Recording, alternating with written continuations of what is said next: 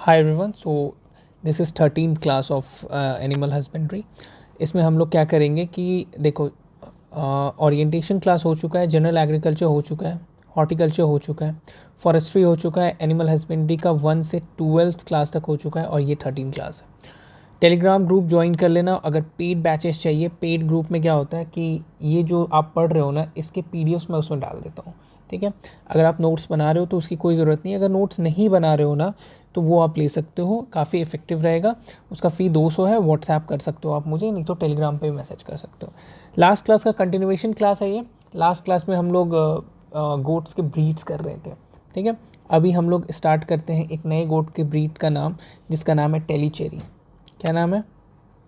टेलीचेरी। हाँ, टेलीचेरी। ये जो टेलीचेरी ब्रीड है ना, इसका एक और नाम होता है। इस नाम को आपको ज़रूर याद होगा। इसको बोलते हैं Malabari breed. Malabari breed. Last class में हमने पढ़ा था कि इसका जो मालाबारी ब्रीड है ना, इसका कैरेकस वेट सबसे ज़्यादा होता है, ठीक है। कैरेकस वेट सबसे ज़्यादा होता है, तो यहाँ पे लिख लो कैरेकस वेट हाईएस्ट। ये काइंड ऑफ रिवीजन हो जाएगा आपका, ठीक है। ये मिलता कहाँ है? मालाबार कहाँ होता है? केरला में, ठीक है। ये केरला में मिलता है। तो यहाँ पे क्या है, मालाबारी ब्रीड कैरेकस वेट हाईएस्ट है। तो आपसे इसको समझ आ गया होगा, ये मीट पर्पस से यूज होता है। हाँ, यूज्ड एज मीट पर्पस, ठीक है। आपको ऐसे ही दिमाग में आ जाएगा। देखो, ये जो कलर है ना टेलीचेरी ब्रीड का, अगर हम लोग कलर्स की बात करें तो कलर्स जो है ना वो आपको लगभग वाइट, हाँ, पर्पल और आप क्या देखोगे, ब्लैक कलर। ये कलर में आपको ये ब्रीड जो है पाया जाता है। अगर हम लोग यही वेट्स की बात करें, अगर हम लोग यहाँ पे वेट की भी बात कर लेते हैं, तो इसमें क्या होता है कि मेल एडल्ट वेट की है ना, एडल्ट मेल और फीमेल की जो वेट्स होते हैं, जैसे फीमेल की वेट जो हुए वो 30 से 40 केजीज तक रहते हैं। और अगर ये जो हम लोग बात कर रहे हैं फीमेल की, ठीक है, 30 से 40 केजी तक रहते हैं। और अगर मेल की बात कर रहे हैं तो ये कहाँ तक जाता है, 40 से 50 केजी तक वेट जाता है, ठीक है। ये सबसे इम्पॉर्टेंट होता है और इसमें आपको कोई चीज़ की ज़रूरत नहीं है। एक चीज़ और आप कर सकते हो, हैव बेटर, लिख सकते हो have better reproductive capacity. Reproductive capacity अच्छा होता है इसका, ठीक है। कैसे अच्छा होता है? तो ये क्या होता है ना कि पार्ट्यूशन में आपको कैन गिव, लिख सकते हो can give 2 to 3 kids, 2 to 3 kids, ठीक है, इन पार्ट्यूशन, ठीक है। ये आपको पार्ट्यूशन, ठीक है, ओके। इसका स्पेलिंग गलत है, पार्ट्यूशन, ओके, ठीक है। तो टेलीचेरी के बारे में यही चीज़ हमें जानना है। सबसे इम्पॉर्टेंट चीज़ क्या है कि इसका एक अदर नाम जो है वो मालाबारी ब्रीड है, ठीक है। नेक्स्ट क्या है? नेक्स्ट हम लोग क्या देखेंगे? नेक्स्ट देखेंगे सिरोही। सिरोही, सिरोही भी एक इम्पॉर्टेंट ब्रीड है। सिरोही का इम्पॉर्टेंट ब्रीड का ये ब्रीड क्यों इम्पॉर्टेंट हो जाता है? क्योंकि इसका कलर जो है ना, इसका जो कलर होता है having a mixture of different colour, ठीक है, इन पैचेस। जो कलर होता है ना वो पैचेस में रहता है, हाँ, इसलिए ये थोड़ा सा इम्पॉर्टेंट हो जाता है।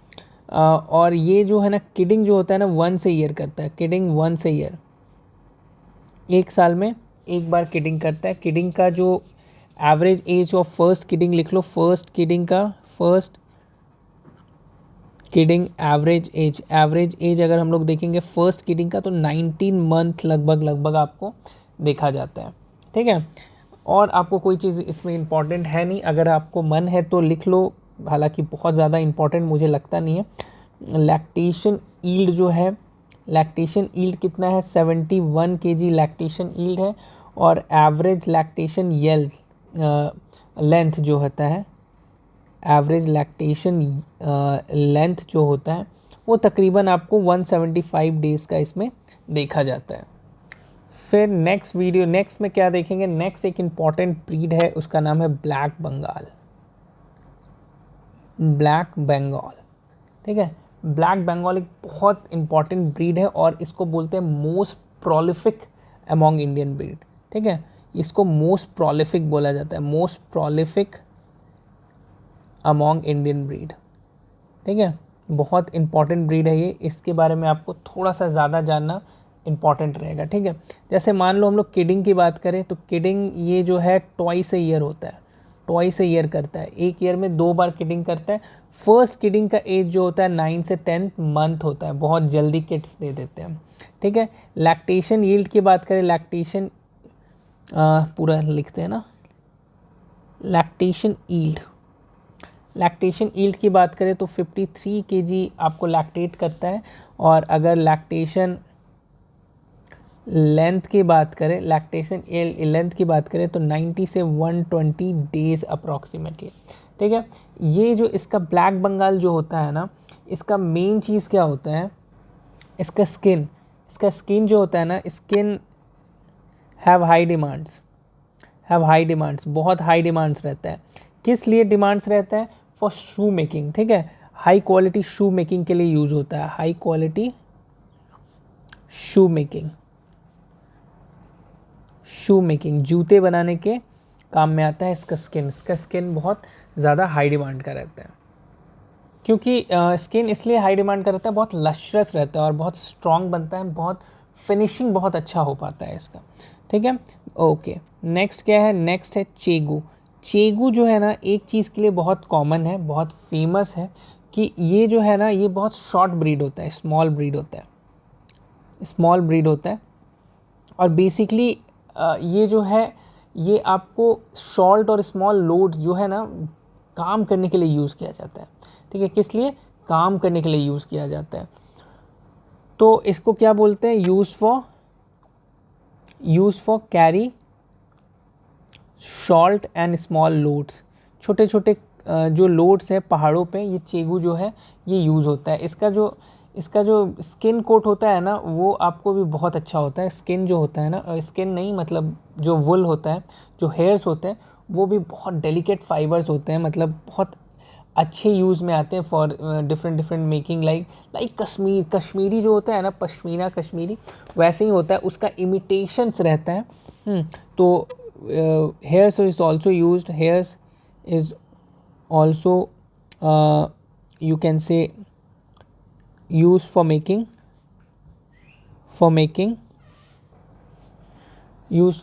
क्या आपको वुलन इंडस्ट्रीज़ में बोल सकते हो, use for making quotes, woollen industry में आपको यूज़ होता है,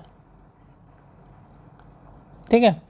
ओके, फिर एक क्या आता है, एक इम्पॉर्टेंट आता है चंगतंगी, ठीक है। ये एग्ज़ाम में आया भी है, CHANG, चंगतंगी, ठीक है। चंगतंगी को जो बोलते हैं ना, इसी में से पश्मीना निकलता है। पश्मीना जो होता है वो बहुत हाई क्वालिटी होता है, पश्मीना के शॉल्स बनते हैं, वो बहुत महंगे बिकते हैं, ठीक है। तो चंगतंगी जो ब्रीड है ना, इसी के आपको ये जो डेलिकेट फाइबर्स होता है, उससे आपको पश्मीना निकलते हैं। ऑल्सो फेमस फॉर पश्मीना, ठीक है। पश्मीना और या कश्मीरी बोलते हैं ना, कश्मीरी शॉल है, ये सब यही सब रहता है, कश्मीरी शॉल और पश्म भी बोलते हैं।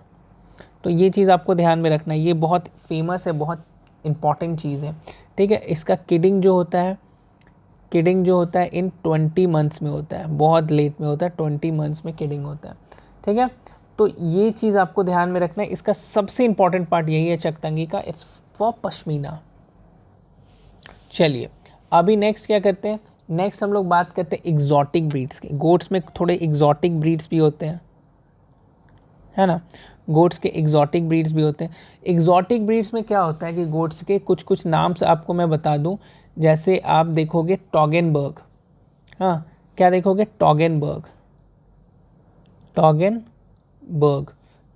एक एग्जॉटिक ब्रीड है। फिर आप क्या देखोगे, सैनन एक एग्जॉटिक ब्रीड है।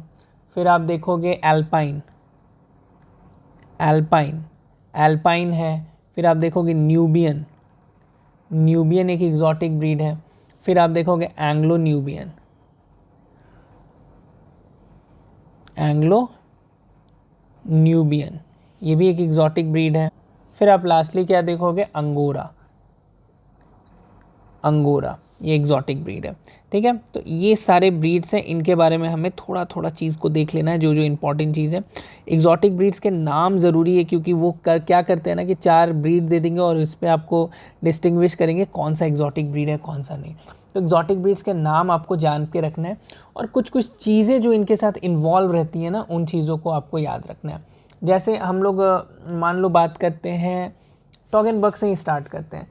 ठीक है, तो ये क्या होता है ना, टॉगनबर्ग जो होता है ना, मेल एंड फीमेल, ठीक है, male and female are hornless, hornless, इसमें हॉर्न्स नहीं होते। सबसे पहला चीज़ जो है ये हॉर्नलेस होता है। ठीक है, इसका फैट जो होता है ना, fats of milk, fats of milk कितना होता है, 3 से 4% फैट्स होता है मिल्क का। ठीक है, ये चीज़ 2 चीज़ है। और ये टॉगनबर्ग जो होता है ना, वो बेसिकली कहाँ का होता है, टॉगनबर्ग जो है वो आपको नॉर्थ स्विट्ज़रलैंड का, आप लिख सकते हो नॉर्थ स्विट्ज़रलैंड का ये टॉगनबर्ग जो होता है ये ब्रीड है। ठीक है, ऑरिजिनेटेड हुआ है। ठीक है, टॉगन वैली होता है, टॉगनबर्ग वैली होता है। कहाँ पे, टॉगनबर्ग वैली, वो नॉर्थ स्विट्ज़रलैंड में। ठीक है, फिर होता है सैनन, सैनन कहाँ का है, सैनन वैली का है ऑफ स्विट्ज़रलैंड, ये भी स्विट्ज़रलैंड का ही। ठीक है, स्विट्ज़रलैंड का ही, इसको डिफरेंट पेन से लिखते हैं ताकि मिसमैच ना हो जाए। ये भी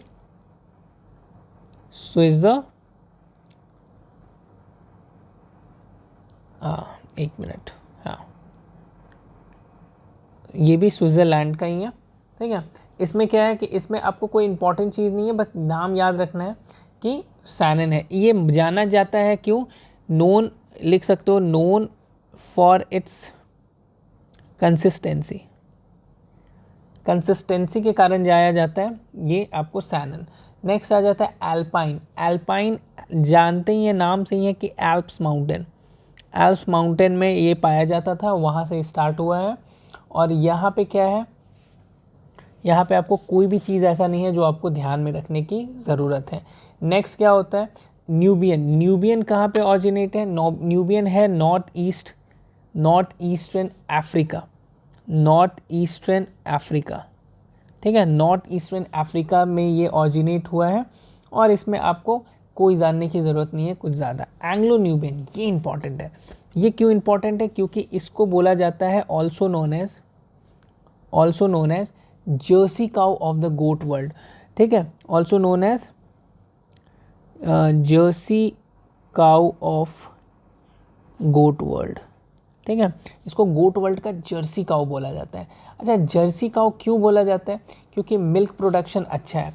कितना है मिल्क प्रोडक्शन, लगभग 3 से 4 kg per day milk production है। ठीक है, मिल्क ईल्ड देखो कितना ज़्यादा है, तो इसलिए इसको जर्सी काउ बोला जाता है। ओके, फिर इसमें एक तो इसके जो टीट्स होते हैं ना, tits have very large and big shape. ठीक है, टीट्स के शेप्स जो होते हैं बहुत लार्ज होते हैं, बहुत बड़े होते हैं। ओके, और ये जो 3-4 kg है ना, अप टू मैक्सिमम की बात करें ना हम लोग, मैक्सिमम तो 5 से 6 kg पर डे चला जाता है। सोचो कितना ज़्यादा है, मतलब बहुत ज़्यादा होता है। ठीक है, चलो नेक्स्ट क्या बात करते हैं, नेक्स्ट हम लोग बात करते हैं अंगोरा के। अंगोरा कहाँ ऑरिजिनेट हुआ है, ऑरिजिनेशन कहाँ है, ऑरिजिनेशन, ये ऑरिजिनेशन इसका इंपॉर्टेंट है, टर्की ऑरिजिनेशन है।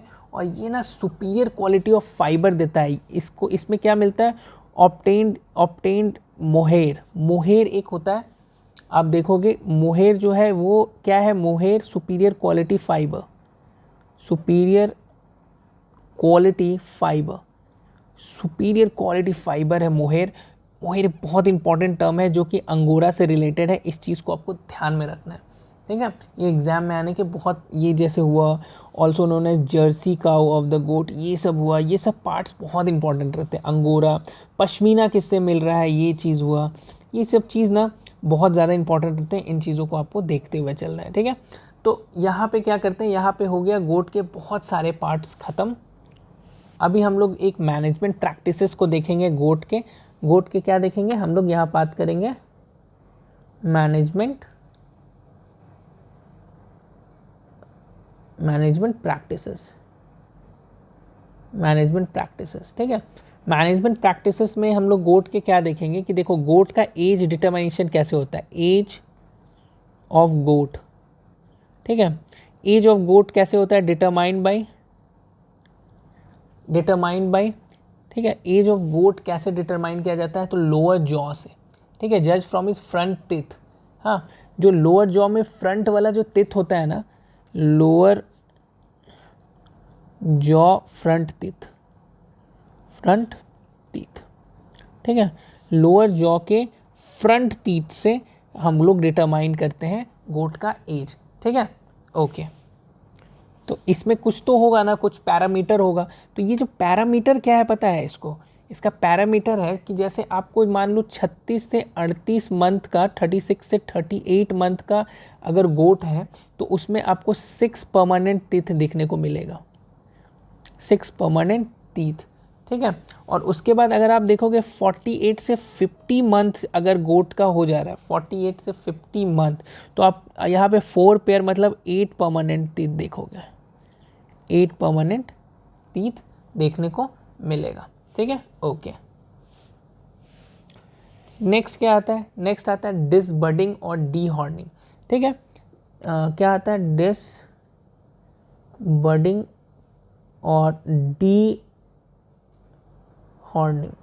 डिसबडिंग और डीहॉर्निंग। ये जो डिसबडिंग और डीहॉर्निंग है ना, ये कब होता है, ठीक है, ये कब करते हैं हम लोग गोट में, हम लोग क्या देखेंगे गोट में डिसबडिंग और डीहॉर्निंग कब करते हैं। तो देखो जब मेल जो होता है ना, मेल जो होता है वो अगर 2 से 5 डेज ओल्ड होता है तो हम लोग डिसबडिंग कर सकते हैं, और फीमेल का अप टू 12 दिन के भीतर हम लोग डिसबडिंग करते हैं। तो ये पॉइंट्स इंपॉर्टेंट है, इन चीज़ों को देखना। डिसबडिंग कर लिए, अब हम लोग एक चीज़ देख लेते हैं, कैस्ट्रेशन, ठीक है। कैस्ट्रेशन कब करते हैं, बेस्ट टाइम ऑफ कैस्ट्रेशन जो होता है वो होता है 6 मंथ, ठीक है, 6 मंथ ओल्ड जब होता है तो हम लोग कैस्ट्रेशन करते हैं। कौन से इंस्ट्रूमेंट से, इंस्ट्रूमेंट कौन सा यूज होता है, तो बर्डीजो जो होता है ना इंस्ट्रूमेंट, वो होता है बर्डीजो इंस्ट्रूमेंट जो होता है उससे हम लोग कैस्ट्रेशन करते हैं 6 मंथ ओल्ड।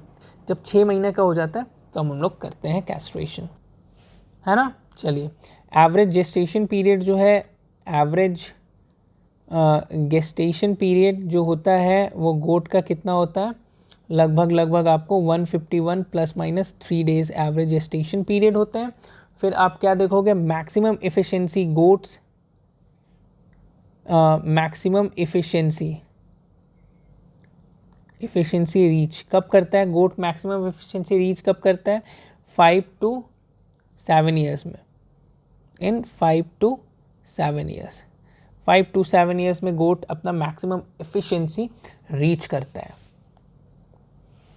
चलिए, कुछ इंपॉर्टेंट और चीज़ हम लोग देख लेंगे, प्रोडक्शन राशन के बारे में, गोट का प्रोडक्शन राशन। गोट के प्रोडक्शन राशन में क्या है कि इंपॉर्टेंट चीज़ क्या है कि प्रोटीन कितना होता है, इनके राशन में प्रोटीन कितना % होता है, प्रोटीन कितना % होता है, ये बेसिकली इंपॉर्टेंट चीज़ है कि 12 से 15% प्रोटीन जो होता है इनके प्रोडक्शन राशन में पाया जाता है। नेक्स्ट क्या इंपॉर्टेंट चीज़ आप देखोगे कि अगर हम लोग एक लीटर, अगर एक गोट 1 लीटर आपको दूध दे रहा है विथ 3% फैट्स, ठीक है, 1 लीटर दूध, 1 लीटर मिल्क एंड 3% फैट्स, अगर ये पैरामीटर आपको एक गोट का है तो उसमें हमको 43 ग्राम DCP देना होगा, और आपको स्टार्च इक्विवेलेंट 200 ग्राम आपको SE देना होगा। SE क्या है, SE है स्टार्च इक्विवेलेंट, ठीक है, ये चीज़ आपको ध्यान में रखना है। वहीं पे अगर हम लोग 1 लीटर मिल्क अगर दे रहा है, 1 लीटर मिल्क पर उसका फैट्स जो है ना वो ज़्यादा है, 4.5% अगर उसमें फैट्स मिल रहा है, 1 लीटर मिल्क एंड 4.5% फैट्स, तो उसमें आपको क्या देखने को मिलेगा कि ये DCP जो है ना वो 60 ग्राम DCP हो जाता है। और वहीं पे अगर हम लोग स्टार्च इक्विवेलेंट की बात करें तो 285 ग्राम स्टार्च इक्विवेलेंट हो जाता है। ठीक है, चलिए उसके बाद इंपॉर्टेंट चीज़ क्या है, कुछ कुछ इंपॉर्टेंट पार्ट्स देख लेते हैं, कुछ कुछ इंपॉर्टेंट चीज़। जैसे आप सुने होंगे वीनिंग, इंट्रोडक्शन टू ग्रासेस और नॉर्मल जो खाने के पदार्थ होते हैं। तो वीनिंग एज क्या होता है, वीनिंग एज ऑफ किड कितना होता है, ये आपको आप बोल सकते हो 8 वीक वीनिंग एज होता है। उसके बाद हम लोग बात करेंगे जो डोए होती है, जो फीमेल्स होते हैं बक, जो डोए जो बोलते हैं फीमेल्स को बोलते हैं, है ना। तो ये आपको हीट में कब आती है, हीट इन यहाँ पे ऐसे लिखो ना, कम्स इन हीट, ठीक है, इन एवरी 18 से 24 डेज, मतलब 18 से 24 डेज में हीट में आते हैं, मैंने एवरेज आप 21 डेज में बोलोगे आपको। अगर हम लोग बात करें एवरेज की ना, तो यू कैन से 21 डेज में आपको ये आती हैं। ये ड्यूरेशन, हीट का ड्यूरेशन जो है वो भी इंपॉर्टेंट चीज़ होता है। ड्यूरेशन कितने दिन का होता है, तो ये 2 to 3 डेज़ का हीटिंग ड्यूरेशन होता है। और इसके बाद हम लोग डोए का जेस्टेशन पीरियड भी देख लेते हैं। जेस्टेशन पीरियड जो होता है, जेस्टेशन पीरियड कितना होता है, ये आपको 151 प्लस माइनस आप बोल सकते हो 3 डेज़ का जेस्टेशन पीरियड आपको रहता है डोए का। फिर एक इम्पॉर्टेंट पैरामीटर हम लोग देखेंगे डो का इम्पॉर्टेंट पैरामीटर क्या होता है। जैसे अगर हम लोग बात करें इम्पॉर्टेंट पैरामीटर की, तो सबसे पहले हम लोग देखेंगे प्यूबर्टी का एज क्या होता है, ठीक है, प्यूबर्टी का एज क्या होता है। फिर हम लोग देखेंगे फर्स्ट मीटिंग एज,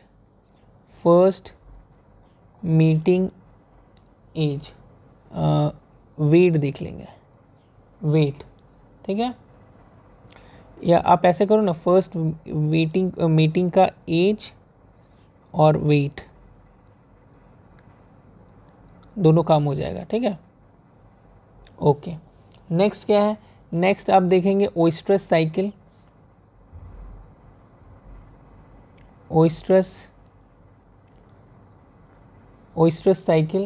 नेक्स्ट आपको सर्विस पीरियड। फिर आप क्या देखोगे, dry period, minimum dry period.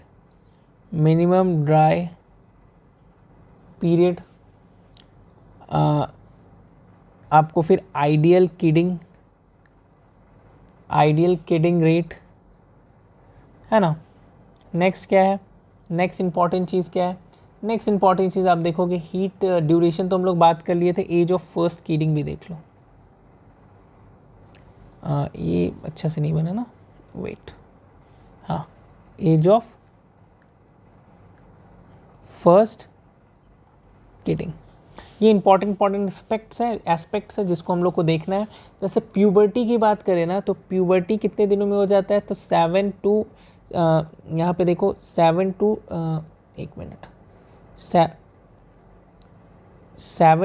12 months, ठीक है, एक प्यूबर्टी का एज है।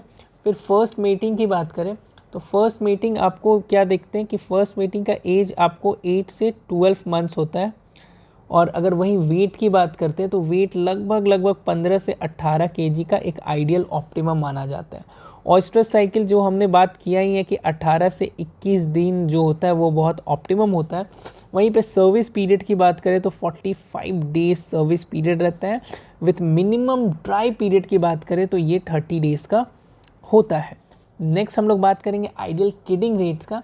जो आइडियल किडिंग रेट होता है ना, वो आपको लगभग अगर हम लोग 2 साल में 1.5 बोल सकते हो, 1.5 आइडियल किडिंग रेट होता है। 1.5 कहने का मतलब 3 in 2 ईयर्स, ठीक है, 3 in 2 ईयर्स। इन चीज़ों को ध्यान में रखना। और एज ऑफ फर्स्ट किडिंग की बात करें, जो आइडियल एज जो बोलते हैं, आइडियल कितना होता है, लगभग 13 से 17 मंथ्स, ये आपको एज ऑफ फर्स्ट किडिंग होता है, ठीक है। ये एक इतना इम्पॉर्टेंट चीज़ आपको देखने को करना है। नेक्स्ट कुछ बक के बारे में हम लोग देखेंगे। तो बक जो होता है वो जो मेल होता है, ठीक है, ये जो मेल होता है, और यहाँ पे डो जो है वो फीमेल है, ठीक है।